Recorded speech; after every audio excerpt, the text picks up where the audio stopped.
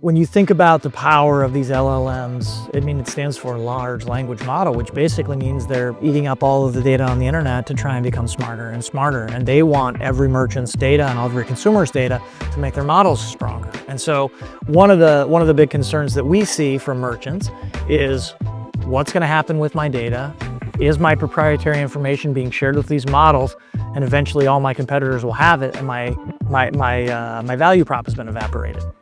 And so this is really this important moment where you have to figure out, when you work with technology providers, to ask those additional questions. Who is this data? Who is my data being shared with?